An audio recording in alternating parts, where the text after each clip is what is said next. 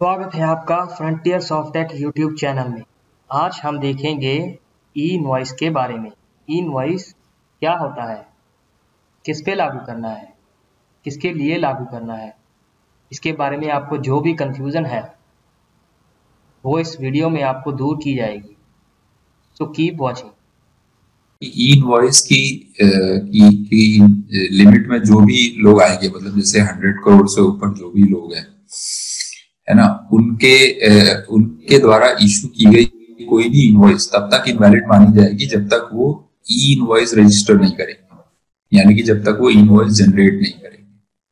तो ये भी ध्यान रखना पड़ेगा कि अगर आप 100 करोड़ या उससे ऊपर की लिमिट में आ रहे हैं, बिजनेस टू गवर्नमेंट, अगर आप कोई बिजनेस गवर्नमेंट के साथ कर रहे हैं और उसमें बिल कर रहे हैं तो उसके अंदर आपको ई इनवॉइस जनरेट करने की जरूरत नहीं है। लेकिन अगर आप B2B इनवॉइस कर रहे हैं और B2G इनवॉइस कर रहे हैं तो इन दोनों केसेस में आपको ई इनवॉइसिंग करनी पड़ेगी। मतलब कि जो इनवॉइस आप बना रहे हैं उसको ई इनवॉइस के पोर्टल पे आपको रजिस्टर करना पड़ेगा। ठीक है। So first important point is the curbing the tax evasion।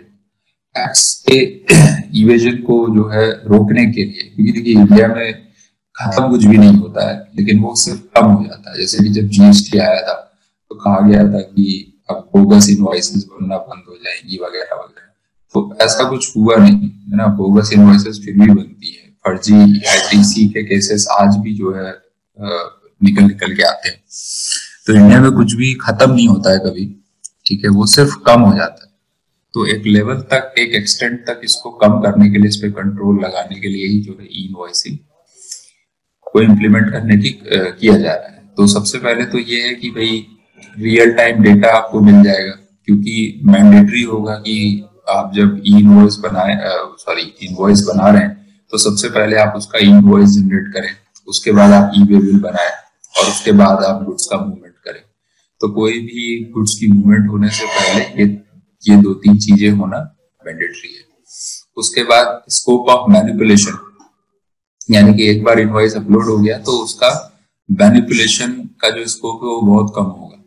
ठीक है। जैसे बहुत पहले जब एक समय था जब हम कभी भी उठा के इनवॉइस को चेंज कर लिया करते थे, ठीक है, रिटर्न ये होता था कि हाँ रिटर्न भरने से पहले सही कर लेंगे। लेकिन अभी आपको रिटर्न भरने से पहले नहीं, अभी आपको डेटा एंट्री के टाइम पर ही सही होना पड़ेगा, क्योंकि और वो एंट्री को आप मैनिपुलेट नहीं कर सकते। ठीक है, इस तरह से प्रोविजंस जो है वो रखे गए। दूसरा है जो रिफंड आईटीसी आप क्लेम करेंगे उसमें वो जेन्युइन होगा, है ना, क्योंकि आपकी सारी इनवॉइसेस ऑनलाइन अपलोड हो रही है और उन्हीं इनवॉइसेस का आप आईटीसी क्लेम कर पाओगे जो इनवॉइस अपलोड हुई होगी, जिसका ई इनवॉइस जनरेट हुआ होगा।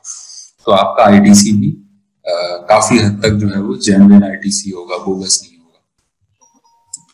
Invoice uploaded and registered by supplier will be auto populated GSTR, यानी कि एक तरह से जो गवर्नमेंट की सोच है वो ये है कि इस ई इनवॉइस के सिस्टम से हम बाकी सारे नोड्स को भी जोड़ सके, जैसे कि रिटर्न्स ऑटोमेटिक अपडेट हो जानी चाहिए, जीएसटी सप्लायर का जीएसटीआर 1, बायर का जीएसटीआर 2 भी, एंड इसके साथ साथ ई वे बिल को भी इंटीग्रेट किया जा सके। ये ऑटोमेटिक मतलब ऑटोमेटिक नहीं, मतलब हम वहां से मतलब ऐसी कैपेबिलिटी डेवलप करी जाएगी कि आप ई इनवॉइस के थ्रू ही जो है ई वे बिल भी जनरेट कर सके, क्योंकि वो डिटेल्स ऑलमोस्ट पार्ट ए की सारी वही होती हैं जो आप उसमें भरते हैं, सिर्फ पार्ट बी में थोड़ी सी डिटेल अलग भरनी होती है। तो ये बेसिकली पर्पस है। पहला है कि टैक्स के इवेजन को कम किया जा सके, दूसरा है कि जेन्युइन रिफंड और आईटीसी अलाउड हो, और तीसरा है कि जो उसकी रिटर्न प्रोसेस है उसको भी सिंप्लीफाई किया जा सके, जिससे कि टैक्स पेयर के ऊपर जो है वो बर्डन कम पड़े।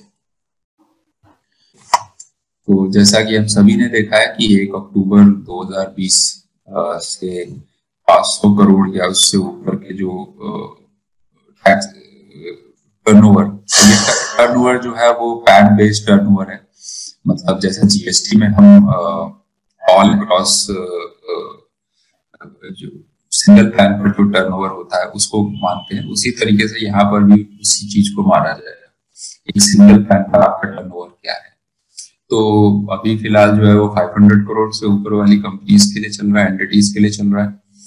1st of Jan is the date for the implementation of e-invoicing for the entities having turnover more than 100 crore or more than or equal to 100 crore। तो 1 जनवरी से ये एप्लीकेबल हो जाएगा। तो फिलहाल अब जो है 15 दिन रह गए। ओके, इसके बाद जो आगे का जो ग्रुप पाथ है उसमें 1 अप्रैल 2021 जो है वो एक डेट है जहां पे माना जा रहा है कि सभी एंटिटीज के लिए, हर प्रकार की एंटिटीज के लिए जो है ये एप्लीकेबल हो सकता है, लेकिन ओनली फॉर B2B ट्रांजेक्शन। ये ध्यान रखना, ये सिर्फ B2B ट्रांजेक्शन के लिए जो है ये एप्लीकेबल। बट ये 1 अप्रैल 2021 ऐसा कोई नोटिफिकेशन अभी स्पेसिफिकली इसके लिए नहीं है, बट हाँ ये सब माना जा रहा है कि 1 अप्रैल से इसको हर प्रकार की एंटिटीज के लिए मैंडेटरी कर दिया जाएगा। इन एंटिटीज को ई इनवॉइसिंग से एग्जेम्पशन दी गई है। एग्जेम्पशन का मतलब कि उनको जो है ई इनवॉइस जो है वो अपलोड नहीं करना है। So that is special economic zone units, insurer or a banking company, goods transport agency, जो transport agencies है हमारी, वो supplier of passenger transport service, supplier of services by way of admission of exhibition cinematograph films and multiplex screen, यानी कि जो multiplexes हैं। तो ये 5 कंडीशंस है या 5 तरह के आप कह लीजिए टैक्स पेयर्स हैं जिनको ई इनवॉइसिंग से छूट दी गई है। नाउ कौन कौन से डॉक्यूमेंट हैं जिनका इस्तेमाल करके ये ई इनवॉइस क्रिएट किया जा सकता है।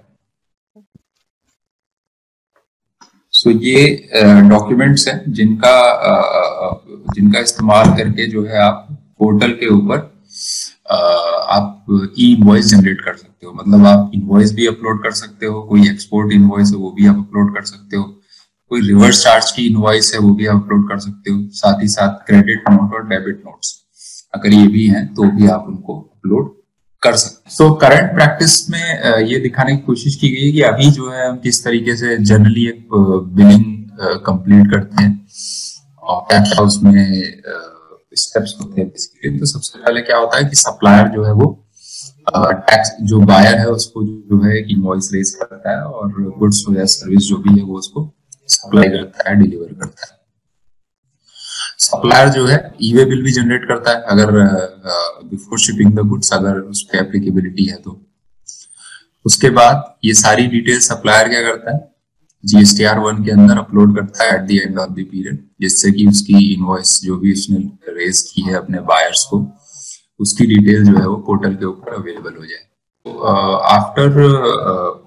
After the introduction of E invoicing, वैसे तो ई इनवॉइस ऑलरेडी है, अभी फिलहाल 500 करोड़ से ऊपर के टर्नओवर के एंटिटीज के लिए है।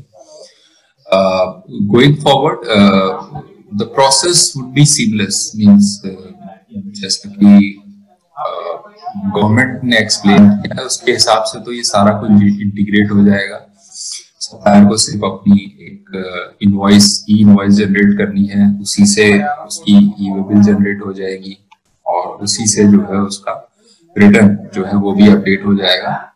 और क्योंकि वो GSTR1 में जाएगी वो डिटेल्स, तो ऑटोमेटिकली वो बायर के GSTR2 और 2A एंड 2B के में ही वो डिटेल आ जाएगी।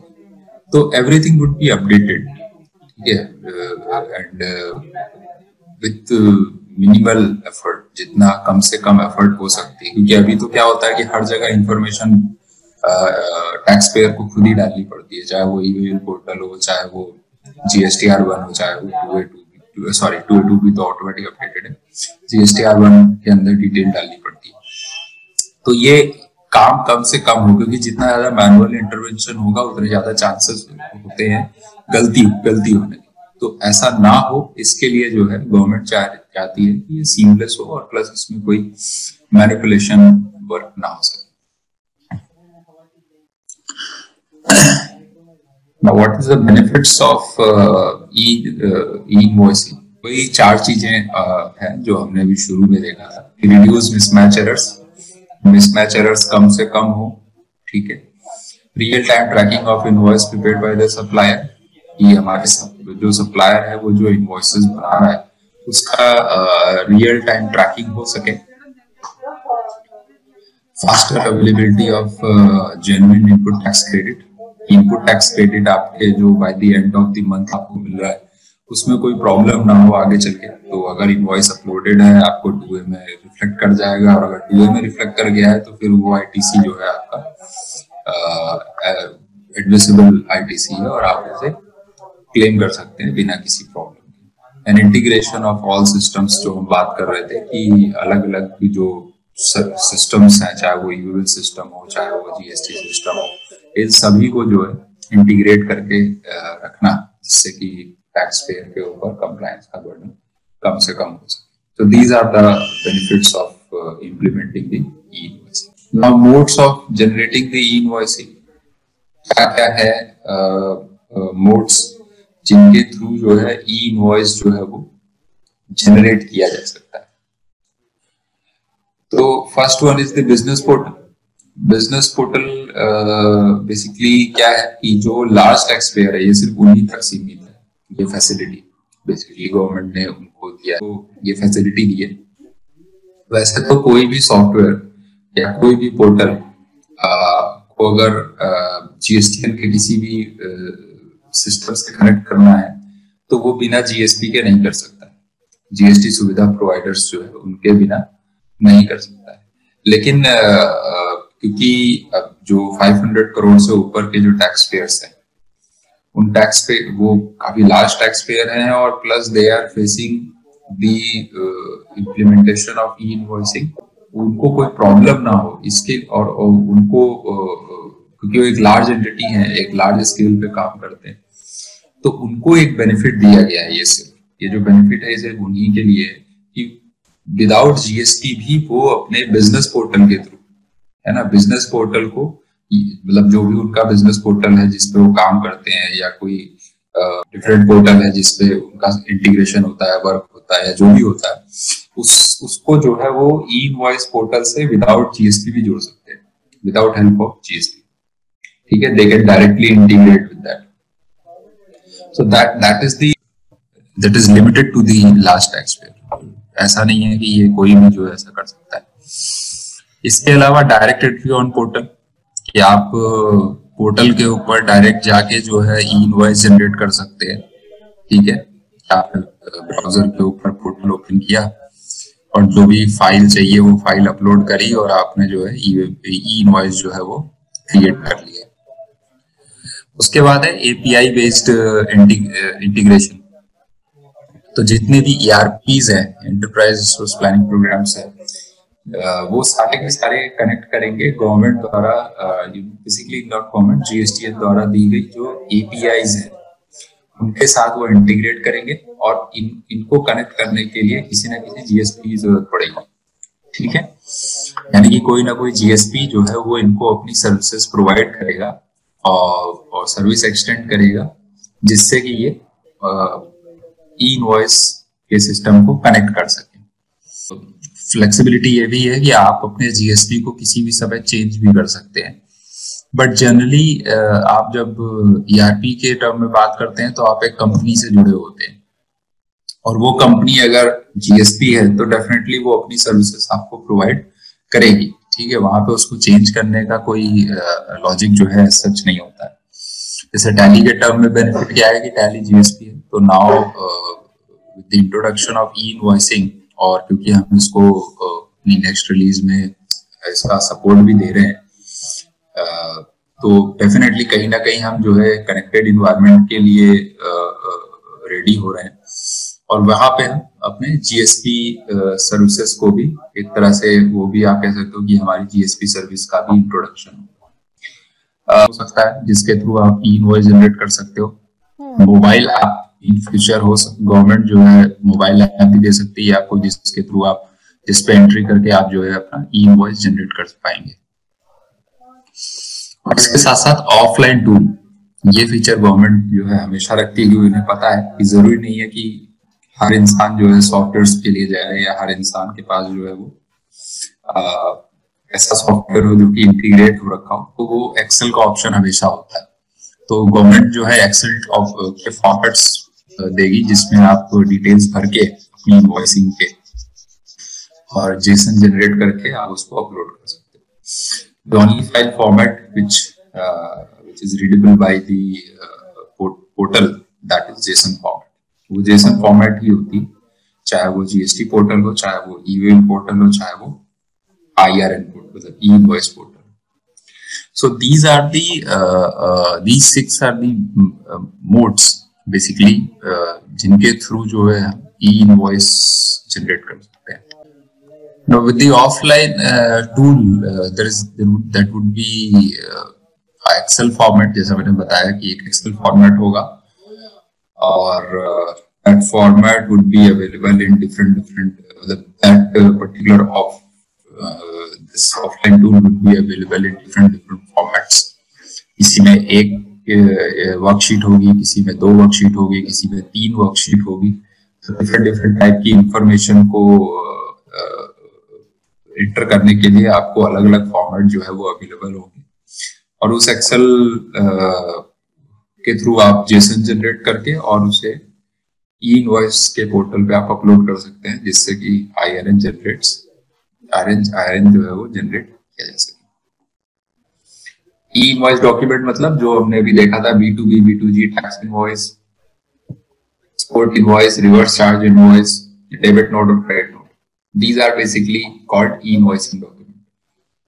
तो इनको एक्सेप्ट करता है पोर्टल, उसके बाद उसके स्कीमा को, उसमें जो डिटेल्स भरी गई है उसको वैलिडेट करता है तो प्रॉपर फॉर्मेट में है या नहीं है, जिस फील्ड में जिस तरह की इंफॉर्मेशन होनी चाहिए वो भरी गई है या नहीं भरी गई है। और इन सारी चीजों को चेक करने के बाद देन वो एक रेफरेंस नंबर जनरेट करता है जिसको हम IRN कहते हैं, इनवॉइस रेफरेंस नंबर। इसके साथ साथ वो उस IRN को डिजिटली साइन करता है, आपका डिजिटल सिग्नेचर उसके ऊपर ऐड करता है। साथ ही साथ वो उसका एक QR कोड भी जनरेट करता है। 3 काम बेसिकली करता है। Now what is the role of GSP in e-invoice? तो थोड़ा बहुत रोल मैंने ऑलरेडी डिस्क्राइब कर दिया है, उसके साथ आप यहाँ पे फिर से देख सकते हैं। इस first one is to authorize intermediatory for business to access IRP। जो बिजनेसेस IRP को एक्सेस करना चाहते हैं, इनवॉइस रजिस्ट्रेशन पोर्टल को एक्सेस करना चाहते हैं, उनके लिए उनको एक तरह से ऑथराइज करने का काम करता है IRP पोर्टल, कि आप जो है बिजनेस एपी को एक्सेस करने से पहले आपका जो ऑथराइजेशन करता है वो है GSP। इसके अलावा tax payer can only connect through the official government sponsored G2B application और more commonly by application developed by private license GSPs। यानी कि टैक्स पेयर जो है वो उनके पोर्टल्स को या तो उनके द्वारा मतलब गवर्नमेंट के द्वारा डेवलप की गई एप्लीकेशन से कनेक्ट कर सकते हैं, और या फिर जो GSPs हैं उनके द्वारा डेवलप की गई एप्लीकेशंस के थ्रू कनेक्ट कर सकते हैं। उसके अलावा और कोई तरीका नहीं है। ठीक है कि अगर आप इन टर्म ऑफ सॉफ्टवेयर बात कर रहे हैं, अगर मुझे पोर्टल है वो सॉफ्टवेयर के थ्रू एक्सेस करना है, वैसे डायरेक्टली तो मैं जाके एक्सेस कर सकता हूँ, उसके लिए कोई IRP की जरूरत नहीं है। लेकिन अगर आप किसी एप्लीकेशन के थ्रू करना चाहते हैं तो that has to be backed by in GSP। तो या तो GSP खुद एप्लीकेशन डेवलपर हो सकता है, जैसा कि टैली के साथ है ना, लेकिन कुछ ऐसे भी प्लेयर्स होंगे जो एप्लीकेशन डेवलपर तो है बट GSP नहीं है। तो what they will do in that case, जैसा मैंने बताया था कि यूजर जो है वो खुद GSP चूज कर सकता है, तो वो काम जो है कंपनी के लेवल पे हो जाएगा। मतलब कि जो कंपनी एप्लीकेशन बना रही है बट वो GSP नहीं है, वो किसी और कंपनी से उनकी जीएसटी सर्विसेज जो है वो डिमांड कर सकती है और उसको यूज करके जो है उसको कंटिन्यू कर सकती है। Tax pay will not be able to connect to IRP directly. यहाँ ये जो स्टेटमेंट है दैट इज फॉर ईआरपीज, कि आप जो है किसी ईआरपी में डायरेक्टली जो है वो पोर्टल को कनेक्ट नहीं कर सकते, ठीक है। एक तरह से ब्रिजिंग का काम करता है जीएसपी। तो जीएसपी जो है आपका टैक्स पेयर, आईआरएन पोर्टल और जीएसटी सिस्टम, इन तीनों के बीच जो है वो ब्रिजिंग का काम करता है, बेसिकली इंफॉर्मेशन के एक्सचेंज को सक्सेसफुल करने के लिए करता है। GSP use secure APIs procured from the government to build the interactive and easy to use application for the taxpayers। तो जैसा मैंने बताया कि जो GSPs हैं they use the APIs given by the GSTN। तो जो GSTN जो है उनको API प्रोवाइड करता है, GSTN जो है API प्रोवाइड करता है और उसी को इंटीग्रेट करके, उन APIs को इंटीग्रेट करके वो अपनी एप्लीकेशंस को डेवलप कर सकते हैं, ठीक है। तो ये सारा काम जो है वो जीएसपीज का है। कम्युनिकेशन मिलने के बाद they might get the login link also, जिसके थ्रू वो लॉगिन कर सकते हैं, क्रेडेंशियल्स उसमें होंगे जिसके थ्रू वो लॉगिन कर सकते हैं और अपना रजिस्ट्रेशन प्रोसेस जो है वो कंप्लीट कर सकते हैं, ठीक है। तो आप आईआरपी पोर्टल जो है उसके ऊपर जाके अपना जो रजिस्ट्रेशन प्रोसेस है उसको आप कंप्लीट करोगे। There might be an option where you can select your GSP। आप अपने GSP को भी select कर सकते हो in case of API based e-invoice generation। आप in our case because API based जो आपका ये GSPs है तो generally Tally के केस में तो आपको already Tally के GSP की सर्विस जो है वो मिलती रहेगी। And after doing all these things on the portal, ये सारा काम आपको पोर्टल पे करना पड़ेगा और ये सारा कुछ करने के बाद जो है आप जो है अपना ई इनवॉइस जो है जो आपकी एप्लीकेबिलिटी डेट है वहां से आप इनवॉइसिंग करना शुरू कर सकते हैं। तो ये सारी एक्टिविटी जो है आपको इनवॉइस करने से पहले करनी पड़ेगी। What is the E invoice generation flow, इसको थोड़ा सा क्लोजली वॉच कीजिएगा क्योंकि इसमें मल्टीपल स्टेप्स हैं। क्या प्रोसेस है जिसके जैसे आईआरपी जो है वो जनरेट होगी और वो जो है यूजर को मिलेगी। इनवॉइस का रेफरेंस नंबर जनरेट करने के लिए क्या प्रोसेस है, तो सबसे पहले तो first one is the seller will digitise the business transaction. तो डिजिटाइजिंग द बिजनेस ट्रांजैक्शन का मतलब ये है कि वो या तो उसको एक्सेल फॉर्मेट में ले जाएगा या फिर वो उसको किसी ईआरपी में डालेगा या किसी सॉफ्टवेयर पे पंच इन करेगा। तो उसका सबसे पहला काम तो ये है कि मुझे अपने बिजनेस ट्रांजैक्शन को डिजिटाइज करना है। डिजिटाइजेशन के बाद आपको उसको पोर्टल के ऊपर जो है वो अपलोड करना पड़ेगा। आईआरपी पोर्टल जो है, इनवॉइस रजिस्ट्रेशन पोर्टल जो है उसके ऊपर अपलोड करना पड़ेगा। अपलोड कैसे करेंगे, डेफिनेटली मैंने बताया कि जेसन फॉर्मेट के अंदर ही इसको अपलोड करा जा सकता है। अब आईआरपी पोर्टल क्या करता है, आईआरपी पोर्टल इनवॉइस की जो फर्स्ट वन है, invoice information is publish to the IRP, मतलब वो आईआरपी पे अपलोड करी गई है। आईआरपी क्या करता है, that generates an IRN and that this portal checks for the deduplication और कुछ हद तक जो इंफॉर्मेशन है उनका सीक्वेंस क्या है, उनमें जो उस फील्ड में जो वैल्यू भरी गई है उसका क्या स्टेटस है, वो कोई इम्पोर्टेंट फील्ड ब्लैंक तो नहीं है। ये सारी चीजें जो है वो चेक करता है और सारी चीजें अगर सही होती है तो उसको डिजिटली साइन करता है और उसके साथ जो है क्यूआर कोड को फिक्स कर देता है और उसको जेसन के फॉर्मेट में जो है वो रिस्पॉन्स बनाता है उसका। तो that is the complete process जो इनवॉइस रजिस्ट्रेशन पोर्टल के ऊपर होती है। तो मान लीजिए कि फोर्थ स्टेप पे जो है हमारा आईआरएन जो है वो जनरेट हो गया।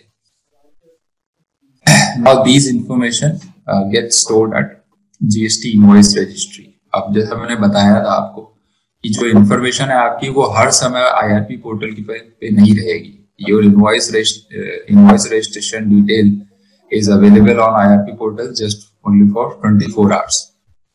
तो 24 घंटे के लिए ही जो है आपकी इंफॉर्मेशन उसके ऊपर होती है। उसके बाद वो इंफॉर्मेशन पुश कर दी जाती है जीएसटी सिस्टम पे, और जीएसटी सिस्टम जो होता है, मतलब जो आपका जीएसटी इनवॉइस रजिस्ट्री होगा, वो परमानेंटली जो है आपके उन इनवॉइसेस की डिटेल को होल्ड करेगा। तो ये ध्यान रखिएगा। अब देखिए, ये जो एक्चुअल मैं अगर बताऊं तो ये हम बता रहे हैं आपकी सिर्फ नॉलेज पर्पस के लिए। अगर एक्चुअली आप देखो तो यूजर को इन सबसे कोई मतलब नहीं होना चाहिए, ठीक है। और बिल्कुल ऐसा ही सोल्यूशन जो है वो टैली देने की कोशिश कर रहा है कि यूजर को इन सब चीजों में पढ़ने की जरूरत नहीं है कि आईआरपी क्या है, जीएसपी क्या है। ये सब इतना सीमलेस होगा प्रोडक्ट में कि मैं कहूँगा वन क्लिक ऑपरेशन कह सकते हैं कि ये क्लिक करते ही जो है आपका सारा आईआरएन जो है वो जनरेट होने लग जाए। सो उस केस में इन सब का कोई मतलब नहीं बनता है, लेकिन just for the sake of information we are sharing it, ताकि आपको डोमेन लेवल पे भी सारी चीजें क्लियर हो। जब एक बार डिजिटल सिग्नेचर उसके साथ ऐड हो जाता है, क्यूआर ऐड हो जाता है, तो फिर वो in the form of response जो है वो जो सेलर है जिसने उसको अपलोड किया था, उसको वो क्यूआर कोड के फॉर्म में जो आईआरएन होता है, इनवॉइस रेफरेंस नंबर होता है, वो 64 कैरेक्टर का होता है। Now the seller receives the digitally signed JSON of e-invoice that contains the QR code. जैसे आपने सेलर है उसको जो है digitally signed जो है वो QR code should be printed on the invoice along with the, इस्तेमाल कर सकता है invoice को verify करने पे। Not only buyer, anyone can scan and verify the validity and the authenticity of that particular invoice system, so that e-bill can be generated, and along with that, that GSTR1 it can be shared, or this information can be shared with the GST system also, so that the GSTR1 of the seller and GSTR2 buyer can be inputted. तो ये सारी information एक आप देखोगे पूरे एक interconnected network की तरह काम करेगी। आपने एक इनवॉइस आईआरएन जनरेट किया, वो जैसा कि दीपक ने भी बोला था कि 24 घंटे के लिए वो मॉडिफिकेशन उसमें पॉसिबल है। उसके बाद जो है वो जो है उसमें कोई भी मॉडिफिकेशन नहीं किया जा सकेगा। और जो इंफॉर्मेशन है आईआरएन की, वो भी जो है सिर्फ और सिर्फ 24 घंटे के लिए ही जो है वहां पर रहेगी। उसके बाद जो है वो जीएसटी सिस्टम पे ट्रांसफर कर दी जाएगी, ठीक है। अब एक चीज हमें इसमें और ध्यान रखना पड़ेगा कि जो हमारा जैसे हमने बात कर रहे थे अभी, यहाँ पे एक सिनेरियो ले रहे थे जिसमें हमने कहा कि भाई मान लीजिए ई इनवॉइस जो है हम मॉडिफाई नहीं कर पाए, तो अब वो इंफॉर्मेशन जो है वो गलत है, तो हमें डेफिनेटली ई इनवॉइस को कैंसिल ही करना पड़ेगा। That is the only way to deal with that situation. तो उसको कैंसिल करने के बाद हम दोबारा उस इनवॉइस का इस्तेमाल नहीं कर सकते आईआरएन जनरेट करने के लिए। जैसे मान लीजिए टैली के अंदर आपका इनवॉइस नंबर 123 था, आपने इनवॉइस अपलोड कर दिया और उसका एक आईआरएन जनरेट हो गया। Now after few hours you recognize की आपके से मिस्टेक हो गई है, उसके अंदर जो स्टॉक आइटम्स थे वो 5-6 स्टॉक आइटम जो है वो गलत चढ़ गए। Now you need some amendment, that invoice needs some amendment. So अब आपने वो जो टाइम पीरियड था वो जो है निकल चुका है, और अगले दिन आपको मतलब अगले दिन नेक्स्ट डे आपको पता चला ये इंफॉर्मेशन। तो now you can not modify it, you have to cancel the particular invoice. अब एक बार आपने वो इनवॉइस कैंसिल कर दिया, तो जो टैली के अंदर 123 नंबर की इनवॉइस आपने यूज की थी वो आप दोबारा यूज नहीं कर पाओगे इनवॉइस जनरेट करने के लिए, ठीक है। ये डुप्लीकेसी का केस हो जाएगा, मतलब कि portal will recognize it as a duplicacy of data. तो वो जो है उस इनवॉइस को एक्सेप्ट नहीं करेगा, तो आपको नया इनवॉइस जनरेट करना पड़ेगा, यानी कि आपको वो इनवॉइस कैंसिल कर देना पड़ेगा। तो आपको टैली के अंदर एक डुप्लीकेट इनवॉइस क्रिएट करनी पड़ेगी। डुप्लीकेट इनवॉइस क्रिएट करने का मतलब ये है कि जल्दी डेटा एंट्री हो जाए बेसिकली, ठीक है। और उसके बाद उसके थ्रू जो है आपको ई इनवॉइस अपलोड करना पड़ेगा, बनाना पड़ेगा। सो बेसिकली ई इनवॉइसिंग में जो है ये सारी डिटेल जो है वो अवेलेबल होगी। बायर का नाम, consignee detail, dispatch from detail, items detail, उसका क्वांटिटी, रेट क्वांटिटी, अमाउंट और HSN, इनवॉइसिंग डिटेल में invoice number, date, other charges, amounts and export detail में अगर कोई shipping number, port code, currency, ये सारी चीजें जो है एक ई इनवॉइस की फॉर्मेट में अवेलेबल। देख सकते हैं इस इनवॉइस में यहाँ पे दिया हुआ है, तो ये इसका QR कोड है और ये IRN है 64 कैरेक्टर्स का, ठीक है। तो इसको प्रिंट करना जो है जरूरी है, आपको उसको प्रिंट करना पड़ेगा। कहाँ प्रिंट करते हैं इनवॉइस में? IRN क्या है? IRN बेसिकली जो है एक यूनिक नंबर है। यूनिक नंबर मतलब जब IRP पोर्टल ये वैलिडेट कर लेगा कि सारी इंफॉर्मेशन सही है और कोई डुप्लीकेशन का जो है केस नहीं है, तो वो एक नंबर जनरेट करता है जिसको हम IRP कहते हैं, that is called invoice reference number. और इसका इस्तेमाल जो है बायर या टैक्स अथॉरिटी कोई भी जो है उस इनवॉइस की वैलिडिटी या ऑथेंटिसिटी को चेक करने के लिए। तो बेसिकली इनवॉइस की लाइफ साइकिल क्या है कि इनवॉइस सप्लायर ने रेज किया है, उसको IRP पोर्टल पे विद इन 48 आवर्स, अभी क्योंकि इनिशियल टाइम है तो एडॉप्शन नया है GST में लोगों का, इनवॉइस में लोगों का, तो इसके लिए फिलहाल अभी गवर्नमेंट जो है आपको टाइम पीरियड दे रही है 48 आवर्स का। उस 48 आवर्स के अंदर जो है आप जो है अपनी इनवॉइस जनरेट कर सकते हैं, लेकिन going forward it's going to be real time, ठीक है। आप मतलब इनवॉइस जनरेट कर रहे हैं तो बिफोर मूविंग द गुड्स आपको इनवॉइस जनरेट करना होगा। सो that is the intention of the government. But अभी फिलहाल क्योंकि इनिशियल टाइम है और अभी बहुत से लोगों को समझना भी है ना, हर कोई उस लेवल की नॉलेज नहीं रखता है, तो उसके लिए जो है अभी फिलहाल टाइम दिया जा रहा है। तो ये हमें ध्यान रखना पड़ेगा कि going forward it is going to be live. उसके बाद IRN जनरेट हो जाता है और आप इनवॉइस को QR कोड के साथ प्रिंट करके बायर को दे सकते हैं। So that would be the basically e-invoice की एक लाइफ साइकिल।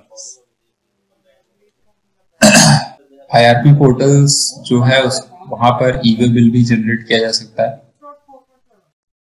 वहां से ई-वे बिल बनाने के लिए IRN मैंडेटरी है, लेकिन ऐसा नहीं है कि ई-वे बिल जो है तभी बनेगा जब IRN होगा, क्योंकि ऐसा भी हो सकता है कि कोई B2C इनवॉइस हो जिसके लिए ई-वे बिल बनाना तो मैंडेटरी है। भाई हो सकता है B2C ट्रांजेक्शन हो रहा है मेरा 1.5 लाख रुपए का, तो ऐसा तो है नहीं कि क्योंकि B2C ट्रांजेक्शन है तो IRN तो जनरेट होगा नहीं, लेकिन ई-वे बिल तो बनाना ही पड़ेगा। तो ऐसा नहीं है कि जो आपका ई-वे बिल है वो तभी बनेगा जब IRN जनरेट होगा। बहुत से ऐसे केसेस हो सकते हैं, specially in case of B2C और जहाँ पे ट्रांजेक्शन वैल्यू 50,000 से ऊपर है, ऐसे केसेस में आप क्या करोगे? IRN जनरेट कर नहीं सकते है ना, क्योंकि B2C के लिए एप्लीकेबल नहीं है, लेकिन ई-वे बिल बनाना है तो ई-वे बिल फिर भी बनेगा। तो ये ध्यान रखिएगा, कई बार कंफ्यूजन हो जाएगा कि नहीं तो IRN बनाना ही बनाना है ई-वे बिल के लिए, ऐसा नहीं है। बहुत से केसेस ऐसे होंगे जहाँ पे बिना IRN के भी ई-वे बिल बनाना पड़ सकता है। Using the IRN, e-bill can be generated on IRP portal or the e-bill portal. तो दोनों ही जगह से इनवॉइस जनरेट किया जा सकता है, चाहे तो आप e-bill पोर्टल से ही बना सकते हैं, अच्छा तो IRP पोर्टल से ही बना सकते हैं। वही लाइन नीचे आपको दी गई कि फॉर द इनवॉइसेस जिनका रजिस्ट्रेशन मैंडेटरी नहीं है IRP पे, new invoices will have to be raised and uploaded on the IRP since the same invoice number cannot be used for generation of IRN। तो वही बात यहाँ पे कह रहा है जो मैं आपको बता रहा था कि इनवॉइस जो है आपको कैंसिल ही करनी पड़ेगी, लेकिन अब आपने कैंसिल तो कर दिया, लेकिन आपने जो इनवॉइस नंबर यूज किया था IRN जनरेट करने के लिए, अब वो इनवॉइस नंबर आप यूज नहीं कर सकते, तो बुक्स ऑफ अकाउंट में आपको एक नई इनवॉइस जनरेट करनी पड़ेगी, मतलब ईआरपी में आपको अपने सॉफ्टवेयर में, और पुरानी इनवॉइस को जो है वो कैंसिल करना पड़ेगा ताकि उसका इम्पैक्ट खत्म हो सके। अदरवाइज क्या होगा कि वो डबल सेल्स एंट्री हो जाएगी उसकी। तो पुरानी जो इनवॉइस है जिसका आईआरएन जो है आपने कैंसिल कर दिया है, तो उसके लिए आपको इनवॉइस कैंसिल करना पड़ेगा। तो ये सारा कुछ जो है प्रोडक्ट के अंदर से किया जा सकेगा, ये ध्यान रखिए। आपको अगर आईआरएन कैंसिल करना है, नया आईआरएन जनरेट करने के लिए request, invoice can be cancelled on और before the next day midnight 12, जैसा कि अभी दीपक जी बता रहे थे कि नेक्स्ट डे 12 बजे से पहले, रात 12 बजे से पहले आप जो है उसको कैंसिल कर सकते हैं। अगर आप समय तक कैंसिल नहीं कर पाए हैं तो उसके बाद जो है आपको उसका इम्पैक्ट को नलीफाई करने के लिए डेबिट नोट या क्रेडिट नोट का इस्तेमाल करना पड़ेगा, ठीक है। तो cancellation is possible, that is same thing which we have discussed already discussed. GST returns के अंदर जो है जो इंफॉर्मेशन है उसको पुश किया जाएगा जो है ई इनवॉइस सिस्टम से।